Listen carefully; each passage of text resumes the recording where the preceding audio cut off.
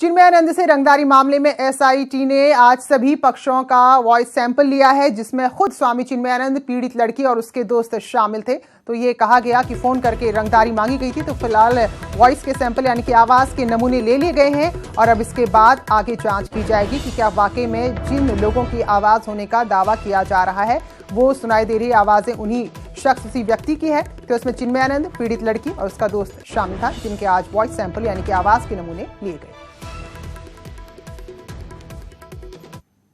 Rape और रंगदारी मामले के कानूनी पहलुओं पर मजबूती लाने के लिए एसआईटी ने आज लखनऊ की एफएसएल लेबोरेटरी में चिन्मयानंद, पीड़िता और पीड़िता के 3 सहयोगियों का वॉइस सैंपल टेस्ट करवाया।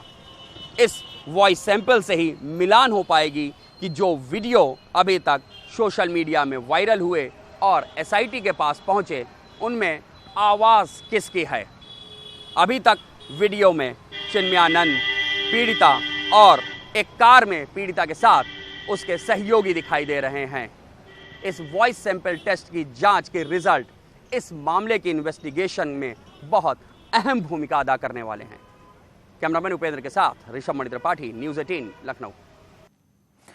15 अक्टूबर से मुख्यमंत्री योगी आदित्यनाथ उपचुनाव की कमान संभालेंगे। तो 11 सीटों पर जो उपचुनाव होने हैं वो बीजेपी के लिए किसी बड़ी चुनौती से कम नहीं है।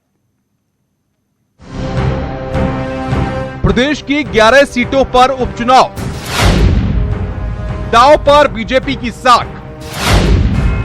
पार्टी पदाधिकारियों ने संभाला मोर्चा। 15 अक्टूबर से योगी संभालेंगे कमान। प्रदेश में विधानसभा की 11 सीटों पर 21 अक्टूबर को होने वाले उपचुनाव की तैयारियों में बीजेपी की साख एक बार फिर दांव पर है। एक और जहां पार्टी के पदाधिकारियों ने अपने अपने क्षेत्रों में मोर्चा संभाल लिया है, वहीं बीजेपी के स्टार प्रचारक मुख्यमंत्री योगी आदित्यनाथ भी अब मैदान में उतर रहे हैं। 15 अक्टूबर से चुनाव प्रचार की कमान योगी आदित्यनाथ संभालेंगे। बाकी के जो 11 के चुनाव हैं, इन 11 चुनाव में भारतीय जनता पार्टी के कार्यकर्ता पूरी शिद्दत से लगे हुए हैं। पार्टी के प्रदेश के महामंत्री, संगठन, प्रदेश अध्यक्ष और खुद मुख्यमंत्री इन सभी उपचुनाव में जनसभा कर रहे हैं, बैठकें कर रहे हैं। हम अच्छे अंतर से हम इन चुनावों को जीतेंगे। मुख्यमंत्री योगी आदित्यनाथ 15 अक्टूबर को गोविंदनगर, चित्रकूट, मानिकपुर, लखनऊ कैंट और प्रतापगढ़ सीट पर प्रचार करेंगे। वहीं 16 अक्टूबर को जैतपुर, जलालपुर, बलहा और घोसी सीट पर वोट मांगेंगे। 18 अक्टूबर को गंगोर, रामपुर, इगलास में सरकार की उपलब्धियां गिनाकर जनता का भरोसा जीतने की कोशिश करेंगे। जीत का दम भर रही बीजेपी के लिए राह इतनी आसान नहीं है।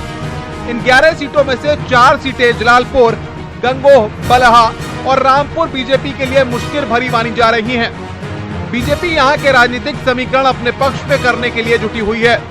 सीएम इस उपचुनाव को गंभीरता से ले रहे हैं, उनके दौरे लग रहे हैं, वो जा रहे हैं, वो सभाएं करेंगे और इस चुनाव में 11 की 11 सीटें जीतने की भारतीय जनता पार्टी ने रणनीति बना रखी है, तो उस रणनीति के हिसाब से काम कर रहे हैं। हालांकि बीजेपी का कहना है कि वो आसानी से सभी सीटें जीत लेगी।